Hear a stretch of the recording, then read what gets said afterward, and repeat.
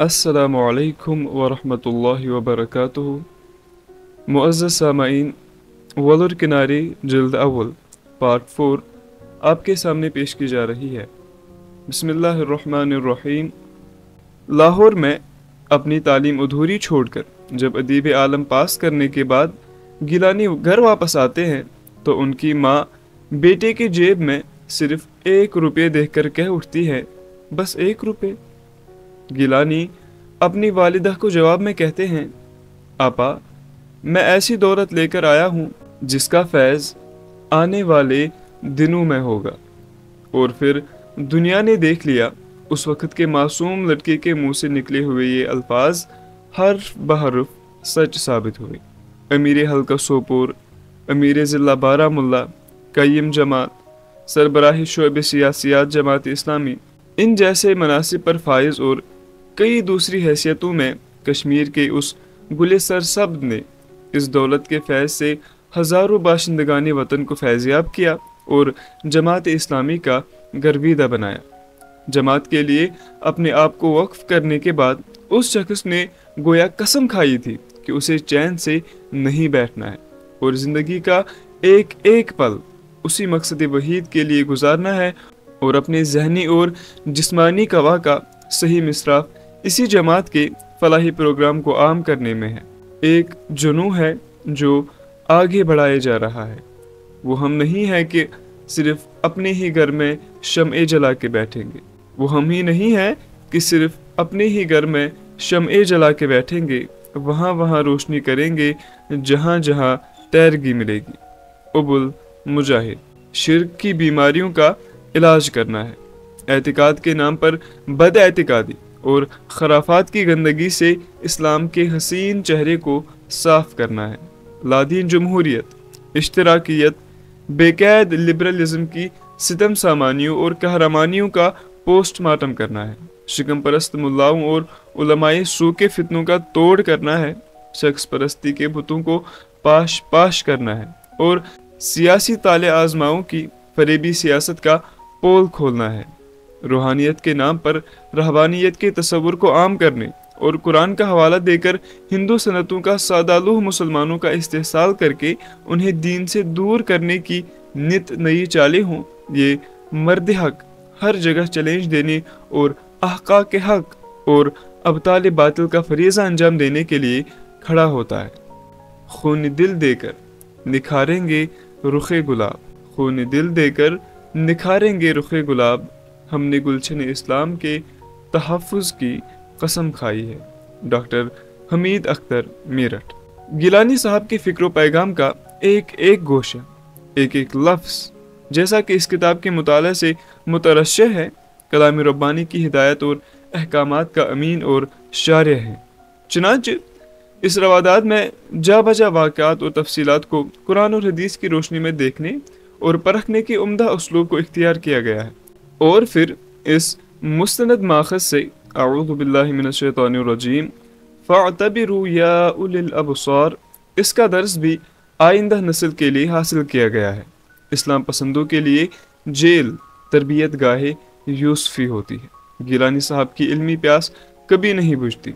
1962 میں انہوں نے جیل میں ہی سابق امیر جماعت حکیم غلام نبی مرحوم رحمۃ اللہ علیہ کے ہاتھوں عربی زبان، خاص کر صرف و نحو کے رموز سیکھے۔ وہ جیل ہی میں تھے جب ان کے والد انتقال کر گئے، مگر بخشی وزارت نے انہیں پیرول پر بھی رہا نہ کیا۔ دوسری مرتبہ وہ سینٹرل جیل میں 22 ماہ کی سزا کاٹ رہے تھے۔ انہی دنوں مصر میں اخوان المسلمین کے چوٹی کے رہنما، عظیم دینی شخصیت، بے مثل ادیب اور مفسر قرآن سید قطب شہید رحمۃ اللہ علیہ کو پھانسی دینے کی خبر جیل میں محبوس نظر بندوں کو دہلی سے شائع ہونے والے 7 روزہ ریڈینس کے ذریعے ملی۔ اس مرد مومن کو جمال عبد الناصر کی سوشلسٹ حکومت نے 29 اگست 1967 کو پھانسی دی۔ اس واقعے کو قریباً نصف صدی کا عرصہ ہوا، لیکن گیلانی صاحب اپنے جیل کے دنوں کا تذکرہ اس عالم ربانی کی طرف سے موت کی سزا کو مجاہدانہ شان اور عالمانہ وقار کے ساتھ سماعت کرنے، بہن حمیدہ کو رحم کی اپیل داخل کرنے سے منع کرنے، عدالتی کارروائی کی تفصیل اور شہید اسلام کی کتابوں کے اقتباسات، جیسا کہ گیلانی صاحب خود لکھتے ہیں، اپنی کتاب کا حجم بڑھانے کے لیے نہیں کرتے، بلکہ اس عظیم شہید کے پاکیزہ، ایمان افروز اور انقلاب آفرین خیالات سے پڑھنے والوں کو مستفیض کرانے کے لیے کرتے ہیں، تاکہ اعلاء کلمت الحق کے مشن کے لیے خود کو عملاً اور ذہناً تیار کریں۔ بعض اقتباسات ذہن کے دریچے کھولتے ہیں اور ان نقطوں کی عقدہ کشائی کرتے ہیں جہاں ہم سرسری طور سے گزرتے ہیں۔ مثلاً سید قطب شہید رحمۃ اللہ علیہ فرماتے ہیں، اسلامی انقلاب اور اسلامی نظام کے لیے رسول اللہ صلی اللہ علیہ وسلم جیسی شخصیت کا موجود ہونا اگر لازمی ہوتا تو اللہ تعالیٰ رسول رحمت صلی اللہ علیہ وسلم کو کبھی بھی خاتم النبیین کا درجہ عطا نہ کرتا۔ کتنی معنی خیز اور کتنی حکیمانہ بات ہے۔ اس ایک نقطے پر غور کرنے سے عصر حاضر میں احیاء اسلام اور غلبہ دین کے حق میں کوششوں کے خلاف پھیلائی بدگمانیوں اور نکتہ چینیوں کے ابطال کے لیے آپ کو ایک تحریک ملتی ہے۔ جماعت اسلامی سے ہمدردی رکھنے والے بعض صاحبان نظر اس رائے کا اظہار کرتے ہیں کہ جماعت نے انتخابی سیاست میں حصہ لے کر اپنے دعوتی پروگرام کو کافی نقصان پہنچایا ہے۔ مختلف تنظیموں سے تصادم آرائی میں اپنے ذرائع، وسائل اور افرادی قوت جھونک کر جماعت کے لیے اور اپنی تنظیم کے لیے دشمنیاں مول لی۔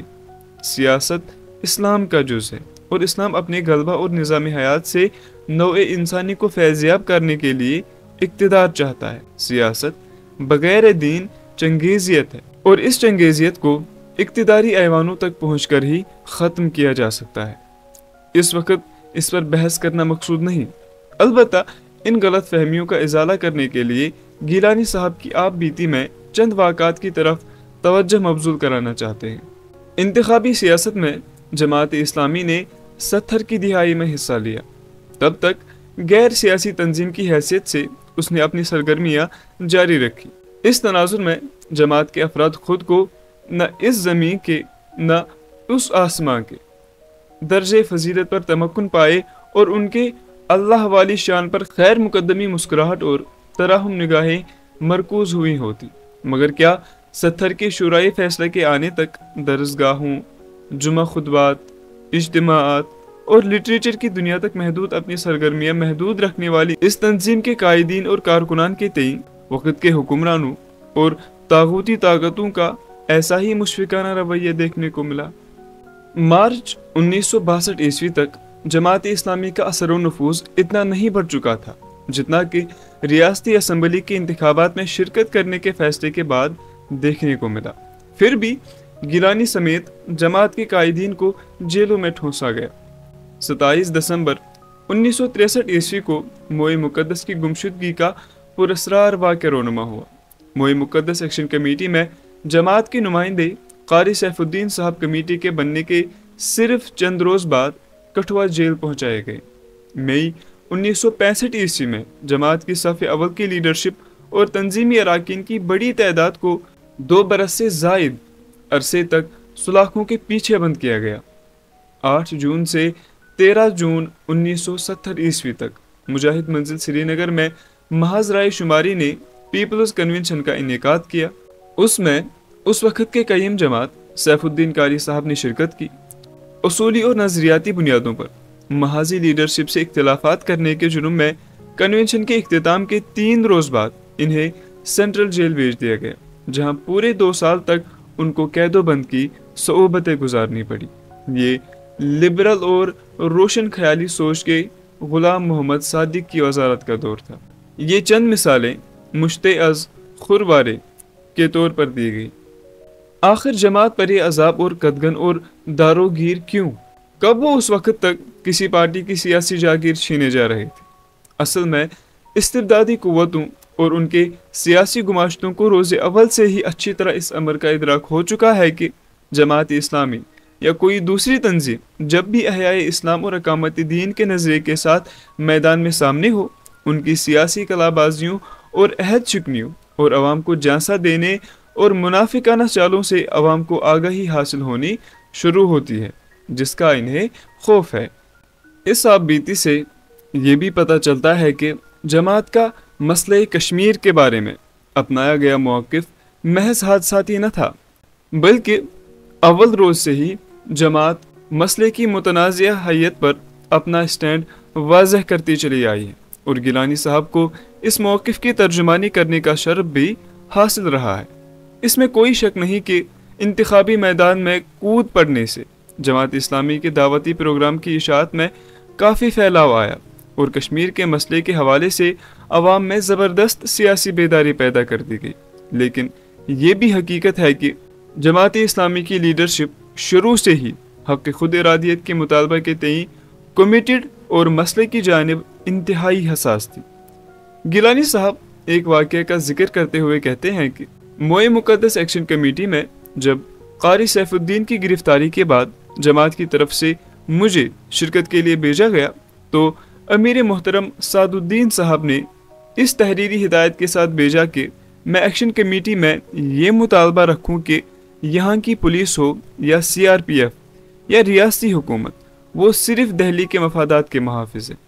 इसलिए कमेटी को मुतालबा करना चाहिए कि अक़वाम मुत्तहिदा यहाँ कोई फ़ोर्स अपनी तरफ से भेज दे ताकि वो हमें एक तरफ मकामी पुलिस से निजात बख्शे और दूसरी तरफ हमारे मुतालबा हक़ खुद इरादियत से भी आलमी क़यादत को आगाह करे और मोए मुक़द्दस की बेहुरमती करने वालों की निशानदही भी करे।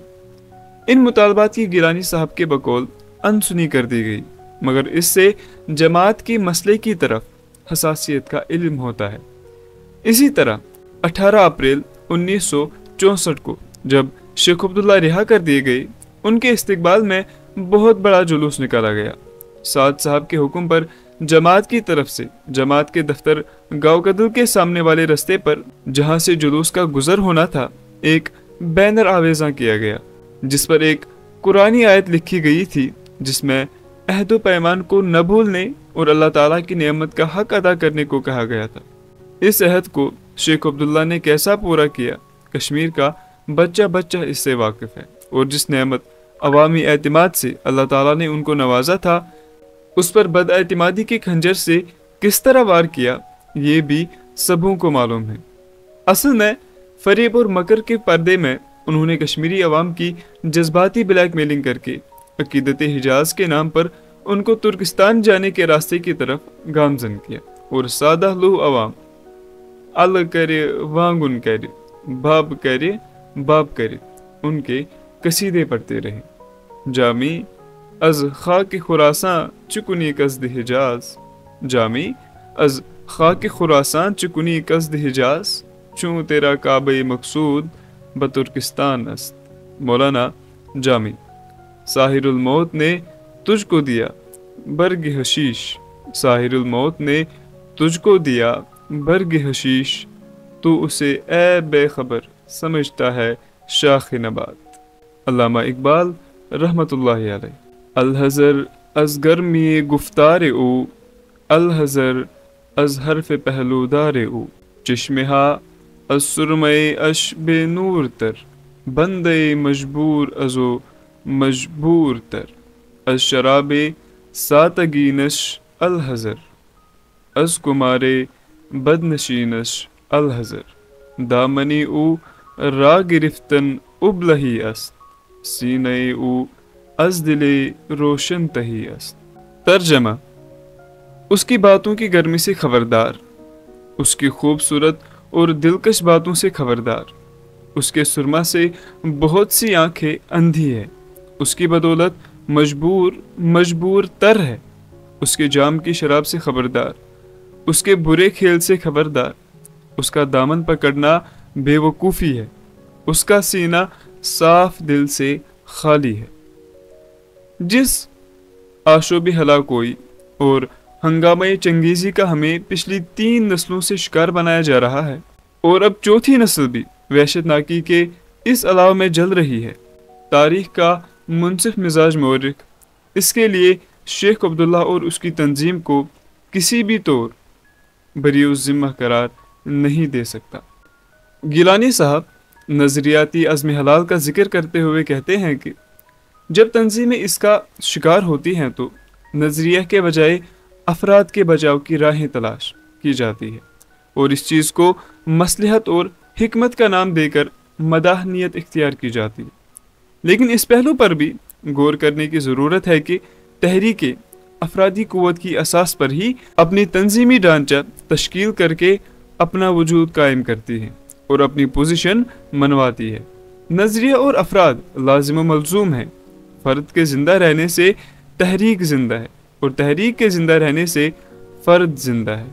ज़िक्र कायम अज़ क़यामे ज़ाकिर अस्त, अज़ दवा में ऊ दवा में ज़ाकिर अस्त। अल्लामा इकबाल। असल अहमियत इस चीज़ की है कि क्या आप फिल हकीकत बुनियादी नज़्बुल ऐन से मुनहरिफ हो चुके हैं या नहीं। अगर उसी नज़्बुल ऐन के हुसूल के लिए मुख्तलिफ मौक़ों पर मुख्तलिफ तरीक़ाकार इख्तियार करने की राह तलाश की जाए जिसमें नज़रिया और अफराद दोनों की सलामती हो, तो ये मदाहनियत नहीं, हिकमत ही कहलाएगी। एक मौका पर भारत के आइन पर हलफ उठाकर असम्बली के ऐवानों में पहुंचना मसले कश्मीर के काज की तक़वियत और तंजीम के प्रोग्राम को फ़रोग देने के लिए अच्छा इक़दाम समझा गया, और जो यकीनन अच्छा इक़दाम था। लेकिन जब हालात बदल गए तो बदलते माहौल में यही चीज़ सियासी खुदकुशी बन गई। चर्चिल ने मालूम नहीं किस मौके पर कहा, लेकिन गौर करने के लायक की बात कही। Courage is what it takes to stand up and speak. Courage is also what it takes to sit down and listen. अपने मौक़िफ़ से हटना और उसूलों पर सौदाबाजी करना या नज़रियाती और सियासी तहवीली किबला का मुर्तकिब होना काबिल मज़म्मत है। नज़रे की तकदीस दिलों में हो और उसूलों पर डटे रहने का अज़्म हो तो इस कुएं जाना की तरफ एक गली छोड़कर दूसरी गली का इंतखाब करना बेवफाई नहीं, वफा का सबूत ही तो है। गिलानी साहब इस किताब में बिल्कुल एक दाइए दीन की पहचान के साथ नज़र आते हैं, जिसके खून के ज़र्रों में अबुल आला मौदूदी, अल्लामा इकबाल और सैयद कुतुब शहीद रहमतुल्लाहि अलैहिम अजमईन के अफकार सरायत कर चुके हैं। हक के निखर कर सामने न आने पर एक दिलनशीन तबसरा करके इस्लाम पसंदों से मुखातिब होकर गिलानी साहब कहते हैं, आज जो बातिल नज़रियात और बातिल के अलंबरदारों की बालादस्ती नज़र आ रही है, उसकी बुनियादी वजह हक का निखर कर सामने न आना है। दाइयान हक ने जो तरीक़ेकार इख्तियार किया है वो अल्लाह तबारक व तआला की तरतीब के खिलाफ है। हम अज खुद बातिल के मिट जाने और कमज़ोर हो जाने का इंतज़ार करते हैं। ऐसा नहीं होगा जब तक हक सामने न लाया जाए। बातिल नज़रियात और उन नज़रियात के परस्तार गलबा और क़ुव्वत काहिरा से महरूम नहीं हो सकते। सैयद कुतुब शहीद रहमतुल्लाहि अलैहि उनके एक मकाला का हवाला देकर लिखते हैं, मौरिका खैर व शर में बातिल का बड़ा होना या इस्लाम पर लगाई जाने वाली वहशियाना हरबों की क़ुव्वत फैसला कुन किरदार अदा नहीं करती, बल्कि असल फैसला कुन किरदार हक की क़ुव्वत और बातिल की तरफ से लगाई जाने वाली तबाहकुन ज़रबों के मुकाबले में डटे रहने की हिम्मत अदा करती है। और आज गिलानी साहब जिस तारीखी जद्दोजहद में सरगर्म अमल है और कायदाना रोल अदा करते हैं, उसकी नज़रियाती और तहजीबी बुनियादों पर भी इसी सोच की छाप है। यही वजह है उनका तस्वुर आज़ादी महज ज़मीन की आज़ादी और हाथों की तब्दीली तक महदूद नहीं है, बल्कि आज़ाद ख़ित्ता में इस्लाम की हयात बख्श नज़रिया और निज़ाम ज़िंदगी को गालिब करने का है, और बग़ैर लौमत लाइम अपने इस मौक़िफ़, उसूल और नज़रिया की वकालत करते हैं।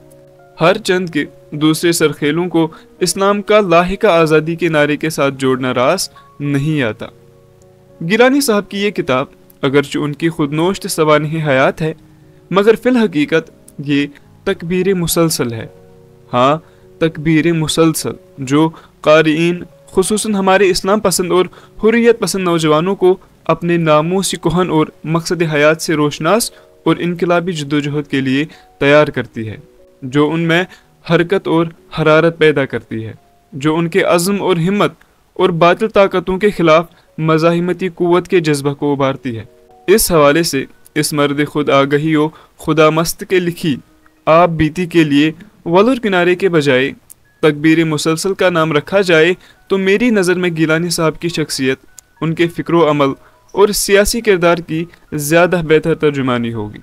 या वुसअत अफलाक में तकबीर मुसलसल, या खाक की आगोश में तस्बीह व मनाजात, वो मजहब मर्दाने خود آگاہ و خدا مست، یہ مذہب ملا و جمادات و نباتات۔ علامہ اقبال۔ گیلانی صاحب نے سادہ اور حسین نثر میں اپنے احساسات کرتاس ابیض پر رکھے ہیں۔ زمانی اور منطقی ترتیب کو چھوڑ کر انہوں نے جو دلنشین اسلوب اختیار کیا ہے، اس میں ایک واقعہ دوسرے واقعے کو جنم دیتا ہے اور ہر موضوع دوسرے موضوع سے سبقت لینے کے لیے دوڑتا چلا آتا ہے۔ یہ ایک متاثر کن اسلوب ہے جس سے کوئی بوریت نہیں ہوتی۔ اب تک گیلانی صاحب کی لکھی درجنوں کتابیں منظر عام پر آئی ہے، لیکن وثوق کے ساتھ کہا جا سکتا ہے کہ یہ کتاب منفرد نوعیت اور امتیازی شان کی ہے۔ ویسے بھی گیلانی صاحب کی ہر تحریر ناشرین اور قارئین کے لیے پرکشش ہوتی ہے، لیکن اس پایا کی کتاب جس کے اور بھی اقساط شائع ہوں گے انشاءاللہ ہاتھوں ہاتھ بکے گی، اس میں مجھے ذرہ بھی شک اور شبہ نہیں۔ میری اللہ تعالیٰ سے دعا ہے کہ وہ اس مرد حق کو اپنے حفظ و امان میں رکھے اور انہیں اپنی سوانح حیات مکمل کرنے کی توفیق دے۔ ای دعا از من و از جملہ جہان آمین باد۔ حسن زینہ گیری، سوپور، کشمیر، 4 جنوری 2011۔ تقریض۔ قائد محترم سید علی گیلانی کے سوانح حیات کا پیش لفظ لکھنا میرے لیے عین سعادت ہے۔ ہر کشمیری کی مانند میرے دل میں بھی ان کے تئیں عقیدت کے جذبات موجزن ہیں۔ ان کی سوانح حیات کا جائزہ بہرحال تنقیدی ہوگا، یہ مانتے ہوئے کہ تنقیدی جائزہ کسی بھی ادبی کوشش اور کاوش کی اہمیت و افادیت کی کاہش کے بجائے افزائش کا سبب بنتا ہے۔ کسی بھی تحریر کے تاریک گوشوں کو ابارنے سے روشن گوشے نمایاں تر ہو جاتے ہیں، اور انجام کار اگر تحریر میں جان ہو تو تاریک گوشے روشن گوشوں کی روشنائی میں حرف غلط کی طرح مٹ جاتے ہیں۔ کشمیر کی رہبری کے صف میں آج تک جو بھی سامنے آیا، شاذ و نادر ہی انہوں نے اپنی یادداشت مرتب کی تاکہ اس زمانے کی قلمی عکاسی ہو سکے جب انہیں عوامی رہبری کا بوجھ سنبھالنا پڑا۔ ثانیاً ان کے اپنے رول کا ذکر بھی سامنے آئے۔ مرحوم شیخ محمد عبداللہ نے آتش چنار تب رقم فرمائی جب وہ اپنے اقتدار کے دور ثانی میں سرکار چلانے اور سیاسی جمیلوں میں اس حد تک الجھے ہوئے تھے کہ سوانح حیات مرتب کرنے کے لیے جس آسائش فکری کی ضرورت رہتی ہے وہ انہیں میسر نہیں تھی، اور ایسے میں ان کی سوانح حیات کے 100 افسانے بن گئے۔ قید و بند کی طویل زندگی میں انہیں یہ خیال نہیں آیا۔ آج بھی دور بابری، اکبری اور جہانگیری کو ہم تزک یعنی ترک کی زبان میں سوانے، بابری و جہانگیری یا اکبر نامے میں پڑھتے ہیں۔ ان بادشاہوں نے اپنے ادوار کے واقعات کو قلم بند کرنا وظیفہ منصبی مانا۔ ہمیں گیلانی صاحب کے فرزند نسبتی سید افتخار گیلانی کا مرہون منت رہنا پڑے گا، جنہوں نے انہیں یہ قومی فریضہ ادا کرنے کی شہ دی۔ چند سال پہلے جب میں نے دیار غیر میں بسی اقامت کے بعد مطبوعات کے لیے لکھنا شروع کیا تو سوپور کی فرح پنڈت کے میرے ایک کالم پہ افتخار صاحب نے ایک انتہائی مثبت ای میل ارسال کیا اور ایک معروف جرنلسٹ کے مثبت تبصرے سے میرا حوصلہ بندھا۔ بس ان کا یہ احسان مجھے آج تک یاد ہے۔ آمدم برسر مطلب ولر کنارے، یہ عنوان ہے گیلانی صاحب کی سوانح کا، اور میرے لیے جب تقریض لکھنا مقرر پایا تو شاید یہ بات ان کے ذہن میں نہیں رہی ہوگی کہ میرا بچپن بھی اسی ولر کے کنارے بسر ہوا ہے جو گیلانی صاحب کے بچپن کی راہ گزر تھی۔ 1952 کی بات ہے جب میرے والد مرحوم پروفیسر سیف الدین سوپور کالج کے پرنسپل مقرر ہوئے اور 1959 تک اسی عہدے پر قائم رہے۔ ان کی تقرری کی بنیادی وجہ یہ تھی کہ ہمارے اجداد سوپور کے بسکین تھے، بلکہ اس سے پہلے میرے پردادا محمد صدیق پرے ہردو شیوا کے رہنے والے تھے، جو کہ گیلانی صاحب کے آبائی گاؤں زوری مز کے قریب واقع ہوا ہے۔ بلکہ ہردو شیوا کا ذکر سوانح میں کئی جگہ آیا ہے، جس سے میرا گیلانی صاحب سے قربت کا احساس بڑھ گیا۔ میرے مرحوم والد اکثر اتوار کے دن ننگل میں، جو کہ ولر میں جزیرہ مانند مقام ہے، ہمیں ساتھ لے کر مچھلیاں پکڑنے جاتے تھے اور ان مشیروں کے ساتھ بہت گل مل جاتے تھے جن کا ذکر سوانح کے شروعاتی صفحوں میں ہی آیا ہے۔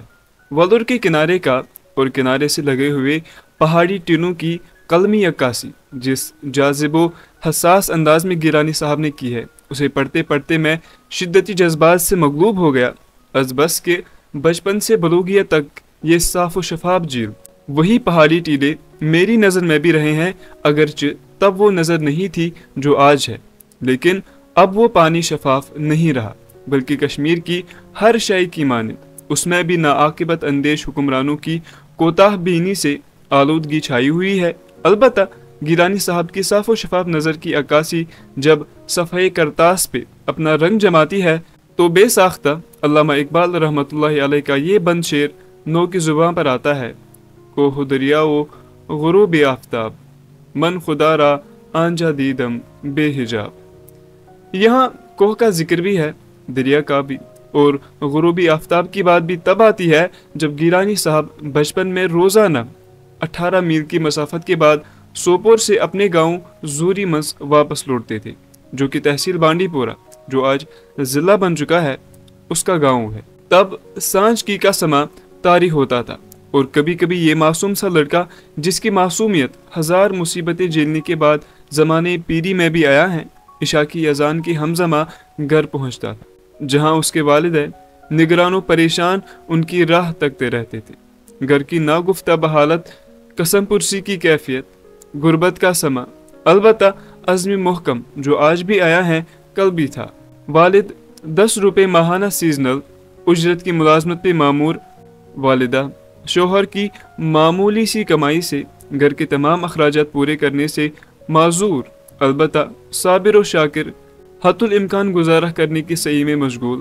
مولانا رومی کے کلام کی عکاس: علم و حکمت زائد از نان حلال، علم و حکمت زائد از نان حلال، عشق و رقت آید از نان حلال۔ گھر میں 2 وقت کی روٹی کے لالے پڑے ہوئے ہیں، لیکن اپنے حلال زادوں کو پڑھانے کی لگن میں والدین کچھ بھی کر گزرنے کو تیار ہوئے، اور ایسے میں روزانہ 18 میل کی وہ مسافت شروع ہوئی جس سے گیلانی صاحب جیسے نابغہ روزگار کی شخصیتی تراش شروع ہوئی، جس سے وہ تراشے ہوئے ہیرے بلکہ کندن کی چمک و دمک لیے کشمیر کے سیاسی افق پہ بمرور زماں چھا گئے۔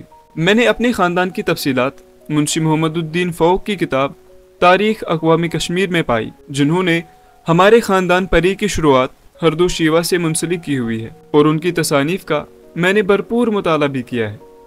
علامہ اقبال سے ان کی قربت کے بارے میں نے پڑھا ہے، لیکن یہ جان کر مجھے کافی دکھ ہوا کہ اتنے بڑے مورخ جب گیلانی صاحب کو افزائش تعلیم کے لیے لاہور لے جاتے ہیں تو ان کے تئیں بے اعتنائی برتی جاتی ہے، اور تعلیمی سرگرمی میں افزائش کے بجائے مرحوم فوق کاہش کے مرتکب ہوتے ہیں۔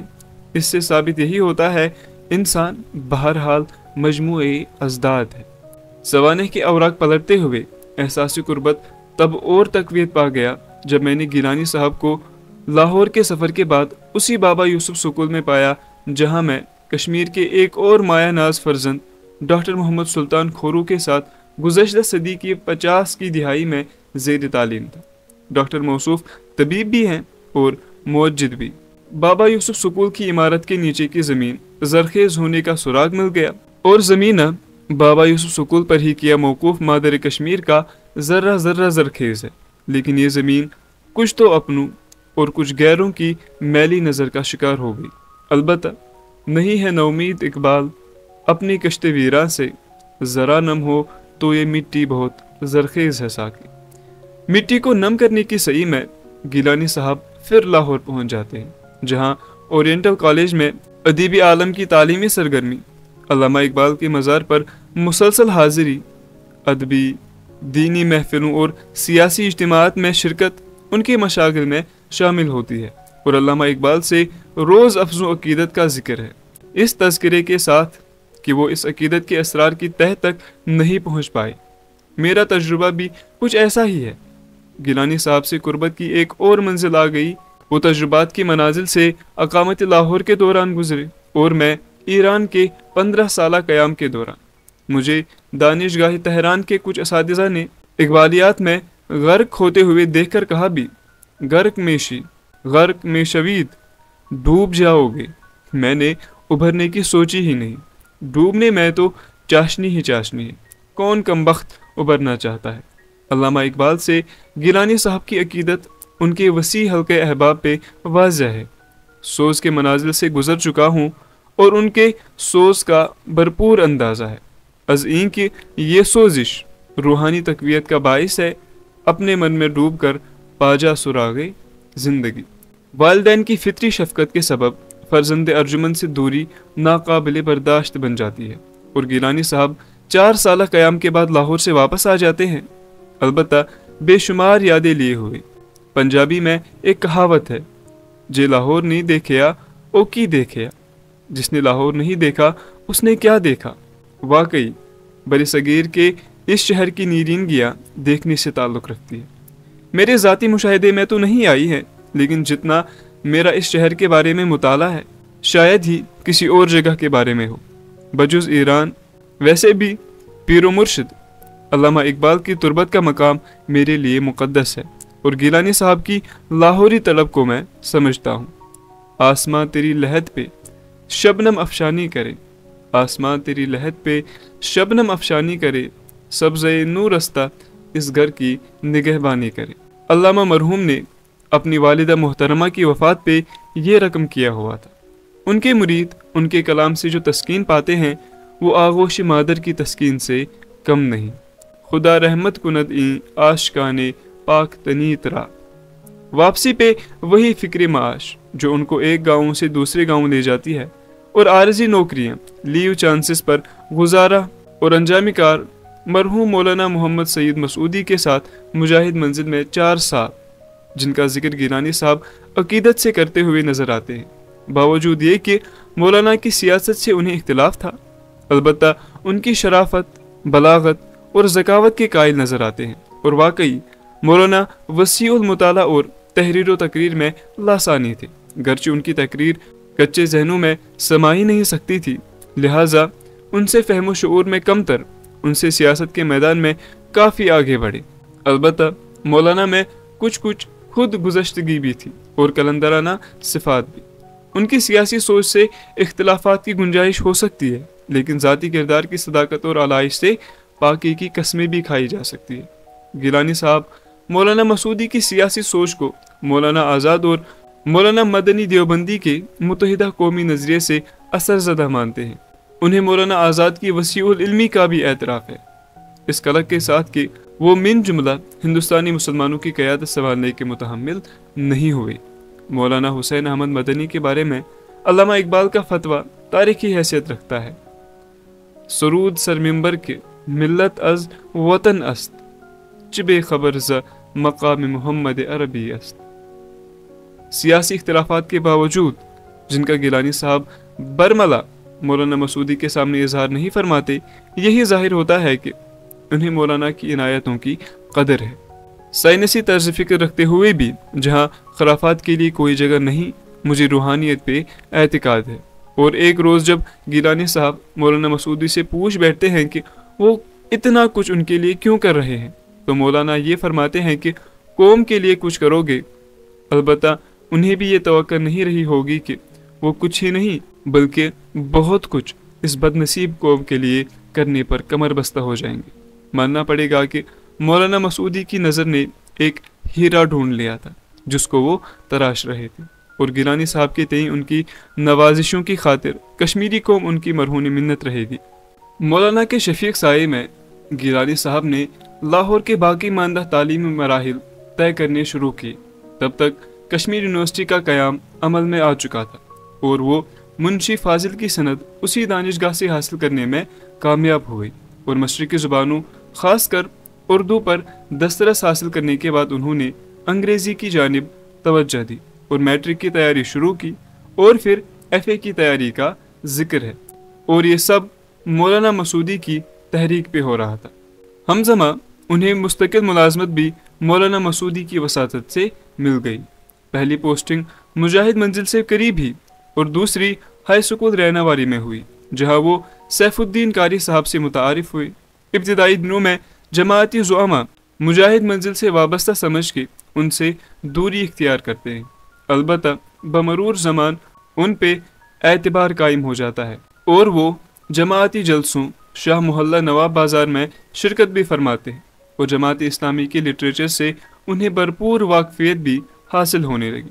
गिलानी साहब उस ज़माने के दानिश्वर हजरात की दस्त चपी सियासत, लेफ्टिस्ट यानी कम्युनिस्ट नज़रियात से वाबस्तगी की बात करते हैं, जिनमें रेडियो कश्मीर से वाबस्ता हजरात का भी जिक्र है। इस्लामी नज़रियात जूं जूं पनपने लगे, गिलानी साहब के लिए मुजाहिद मंजिल में क़याम मुश्किल तर होता गया। मौलाना मसूदी की शफकत तो कम नहीं हुई, अलबत्ता एतराज़ात बढ़ते देखकर उन्होंने आफियत इसी में समझी कि गिलानी साहब मुजाहिद मंजिल में अपनी 4 साला इकामत को खैराबाद कह के कहीं और इकामत गुज़ी हों, और ऐसे में गिलानी साहब बोमई करीब बसोपोर मुंतकिल कर ले जाते हैं। तब तक गिलानी साहब का अहलो अयाल आबाई गाँवों से नकल मकानी कर चुका था और उनकी अकामत करीबी गाँव डोरू में हमशीरा के मकान में थी, जिन्होंने अपने 4 कमरों में से 2 उन्हें दिए हुए थे। बोमई से सोपोर और फिर कई तब्दीलियां होती है। अलबत्ता गुज़श्ता सदी के 50 के दहे में उनकी जमात इस्लामी से वाबस्तगी बढ़ती है और दायरा कार बमरूर ज़मा वसी तर होने लगता है, और उसी के साथ साथ वो हुकूमती दबाव का शिकार होने लगते हैं। अलबत्ता उससे पहले हुक्मरान की साहिरी के रंग उभरते हैं। पंडित हेडमास्टर की वसातत से, जिनके तहत नज़र गिलानी साहब काम करते थे और जो बख्शी गुलाम मोहम्मद वज़ीर आज़म साबिक़ कश्मीर के शहर ख़ास के आबाई मोहल्ले में हमसाये थे, उन्हें मिनिस्ट्री का लालच दिया जाता है, लेकिन वो सयाद की सैद में फंसने के लिए आमादा नहीं होते। हुक्मरानों का मरहला मादी दबाव होता है, रोबोदाब हुकूमत, और ये सिलसिला चल निकलता है। जमात इस्लामी का दायरा कार वसी से वसी तर होने का जिक्र है, और कश्मीर के हर इलाके में जमात इस्लामी का फैलाव कैसे अमल में आया उसका तफसीली जिक्र है। इस मकाम पे सवाने की रकम तराजी से इख्तिलाफात की गुंजाइश है, न कि मसलकी पहलू से, जिस पे बहस का मकाम ही नहीं है। अलबत्ता इस नज़रिए से अवामुन्नास की अक्सरियत गिलानी साहब की रहबरी की तो कायल है, लेकिन सरफ नज़र अज़ के उनका जमात इस्लामी से ताल्लुक़ है, लिहाजा सवाने के इस हिस्से के साथ उन्हीं लोगों की दिलचस्पी रहेगी जो जमात इस्लामी से वाबस्ता रहे हों। अलबत्ता ये भी मानना पड़ेगा कि तूले उम्र वो जिस जमात से वाबस्ता रहे, उसके तफसीली जिक्र के बगैर सवाने की अहमियत और इफादियत मुतासिर हो सकती है, और जो लोग गिलानी साहब से उम्र भर वाबस्ता रहे हैं, उनके सवाने में अपने आप को खारिज पाकर उनकी दिलशकनी भी हो सकती है। बहरहाल तस्वीर के कई रुख हैं, और गिलानी साहब ने सवाने उम्री रकम करते वक्त तस्वीर के हर रुख पर नजर रखी हो। तफसीलात में जाने से मुझे अंजाम कार ये बात माननी ही पड़ी कि जमात इस्लामी के जिक्र के बगैर उनकी सवाने अधूरी ही रह जाती। भला रूह के सिवा जिस्म का तस्वुर ही कैसे किया जा सकता है। जमात इस्लामी से गिलानी साहब की वाबस्तगी का एहसास तब उजागर होता है जबकि वो जमात के कामों को रूबा अमल लाने के लिए बहुत सी मुश्किलात झेलने के बाद हासिल शुदा नौकरी छोड़ देते हैं। जमात इस्लामी में वो मुख्तलिफ ओहदों पर काम करते हुए नजर आते हैं, लेकिन जो जमात इस्लामी की कारकर्दगी के बारे में उनकी रकमशुदा सवानही उम्री के तवस्सुत जानकारी हासिल होने लगती है, तो ये जाहिर होता है कि यहाँ बात ओहदादारी की नहीं बल्कि सही मानों में खिदमत खल्कुल्लाह की है। हता कि गिलानी साहब को जब कय्यम जमात बनाया जाता है तो बारे मसूलियत को महसूस करते हुए उन पे रिक्कत तारी होती है। ज़िंदगी के निजी पहलू का जिक्र भी गिलानी साहब अपनी अवामी ज़िंदगी की तफसीलात के साथ सवानेह के हर मोड़ पे करते हुए नजर आते हैं, जिससे ये बात अयां होती है कि वो एक मोहब्बत करने वाले शोहर, एक शफीक बाप और अपने वालिदैन के ताबेदार फर्जंद होने के अलावा बाई बंदों, रिश्तेदारों और हमसायों के ख्याल से ज़िंदगी के किसी भी दौर में गाफिल नहीं रहे। मखसूसन अपने फर्जंद अकबर नईम ज़फ़र की पैदाइश का जिक्र बहुत ही मोहब्बत भरे अंदाज में करते हुए नजर आते हैं। उनके तवल्लुद के कुछ ही देर बाद गिलानी साहब ज़िंदगी में पहली बार 1962 में 13 महीने पाबंद सलासल हुए, और जब वो सेंट्रल जेल का जिक्र छेड़ते हैं तो मुझे 1965 का वो ज़माना याद आ जाता है जब तालिब इल्मी के ज़माने में, जबकि जोशो वलवला हमारे वजूद का हिस्सा था और कौमी हिस्स कामिलन बेदार, हमें भी उसी दश्त की सियाही नसीब हुई जिस दश्त से गिलानी साहब बार बार गुजरे। और 1965 में जब हम जेल में थे तो उन दिनों अगरचे गिलानी साहब का जेल का दूसरा सफ़र जो 22 माह पर मुहित रहा शुरू हो चुका था, लेकिन वहाँ हम जुदागाना हिस्सों में होते हुए एक दूसरे से मिल नहीं पाए। वैसे भी हम इत्तेफाकिया कैदी ही थे, और सच तो यह है कि हम एक ही बार आए और उसके बाद अपनी डिग्रियों की तलाश और माश की सहूलियात में ऐसे गर्क हुए कि उभर ही न सके। अलबत्ता एक बार की जेल यात्रा में हमने जनान खाना भी देखा, जोला खाना भी, और फिर हमें लंबी कतार वाली बारिकों में मुंतकिल किया गया, जहां अनवर इशाई साहब, जो कि मारूफ माहिर तालीम गुलाम अहमद इशाई के फर्जंद और जाने माने समाजी कारकुन हैं, हमारे हर अमर का ख्याल रखते थे। इशाई साहब की जेल से वाबस्तगी हमसे बेशतर रही। बहरहाल हमने गिलानी साहब के बयां करदा आंझानी मक्खन लाल वार्डन को भी देखा, जो हस्बे कलाम गिलानी साहब जेल के करता दरता थे। यहाँ गिलानी साहब से मुनासबत का एक और मकाम जाहिर हुआ। अलबत्ता हम में यकीनन वो दम नहीं था जो गिलानी साहब जैसे नाबगा रोजगार का खासा होता है। हजारों साल नरगिस अपनी बेनूरी पे रोती है, बड़ी मुश्किल से होता है चमन में दीदावर पैदा। 60 के दहे में बड़े सगीर में कई वाक़ात पेश आए, जिनमें चीन की यलगार पहला अहम वाक़या है। कश्मीर में हुकूमती तगय्युरात, बख्शी गुलाम मोहम्मद की बरतरफी और गुलाम मोहम्मद सादिक को रोकने की खातिर शमसुद्दीन की लीव चांस प्राइम मिनिस्ट्री मोए मुकद्दस सल्लल्लाहु अलैहि वसल्लम का दरगाह हजरत बल से उठाया जाना और बाजियाबी, और फिर गुलाम मोहम्मद सादिक की प्राइम मिनिस्ट्री में दिल्ली सरकार के हर हुक्म की ताबेदारी दफा 370 को ज़ईफ से ज़ईफ तर बना के 356, 357 को लागू करने की बात हुई, तब भी अहलन व सहलन ही था, बल्कि वो खुद तरमीमी इस्लाहात ओहदेदारी की बिल लेके असेंबली में गए, amendment of nomenclature of state authorities, जहां अमलन ओहदेदारा रियासत की नाम बदली के तुफैल सदर रियासत को कश्मीर असेंबली और कौंसल में मुंतखब करने के बजाय सदर जमहूरिया हिंद के मुकर्रर करदा गवर्नर को रियासती आईनी सरबराह मानने का इकरार हुआ। और जब वो खुद प्राइम मिनिस्टर से बरहस्बी इस्लाहात चीफ मिनिस्टर बन गए, तब भी नौ की जुबान पर अहलन व सहलन ही था। और ऐसे में वो न सिर्फ अपना सियासी कद कोताह कर गए, बल्कि तब से हर हुकूमती सरबराह चीफ मिनिस्टर ही कहलाता है। इन सब वाक़यात का भरपूर तज़िया मुख्तलिफ हवालों के साथ, मसलन शबनम कुयूम की और कुदरतुल्लाह शहाब की तसनीफ़ात नकल किया हुआ सवाने में आपकी नज़रों से गुजरेगा। रही बात माजी में कश्मीर की सियासत पे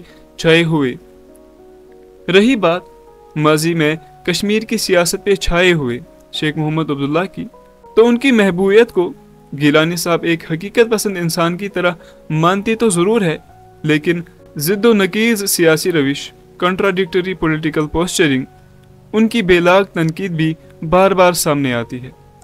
1965 की जंग और ताशकंद मुआहिदे का तफसीली जिक्र भी है।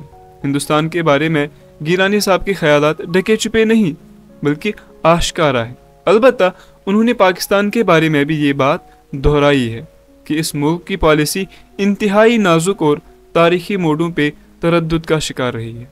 ये बात गिलानी साहब ही नहीं कहते, बल्कि ओएन बेंट जोन्स भी अपनी पाकिस्तान के बारे में लिखी गई किताब में पाकिस्तान आई ऑफ स्टॉर्म पेंगुइन बुक्स 2005 यही कहते हुए नजर आते हैं। मौसूफ पाकिस्तान में तवील मुद्दत पे मुहित BBC के नामा निगार थे, और इस किताब का पूरा एक बाब सोम कश्मीर के बारे में है। यानी कहा जा सकता है कि साफ छुपते भी नहीं, सामने आते भी नहीं।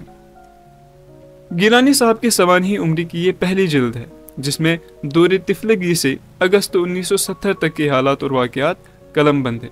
इसकी इशाअत के बाद अवामुन्नास को दूसरी जिल्द का बेसब्री से इंतज़ार रहेगा, और यही उम्मीद की जा सकती है कि जिल्द दोम भी बअसराए वक्त हमारे हाथों में होगी, क्योंकि हकीकतन गिलानी साहब के सियासी उरूज का दौर यही है। खासकर 1989 के बाद की तारीख, जब कोई भी तारीख दा कोई भी सियासी तज्जिया निगाह रकम करेगा तो उसके हर वर्ग पे उन्हीं का जिक्र होगा, सरफि नज़र अज़ के रकम कुनंदगान को उनकी सियासी रविश से इत्तेफाक हो या इख्तिलाफ। मुझे याद है कि एक मरतबा मरहूम शेख मोहम्मद अब्दुल्ला ने लाल चौक में अपनी तनकीद का जवाब ये दिया था कि कहा जाता है कि मैंने कश्मीर की तारीख मस्क की है, लेकिन मैं क्या मस्क करूं, पिछली निसफ सदी से मैं ही कश्मीर की तारीख हूँ।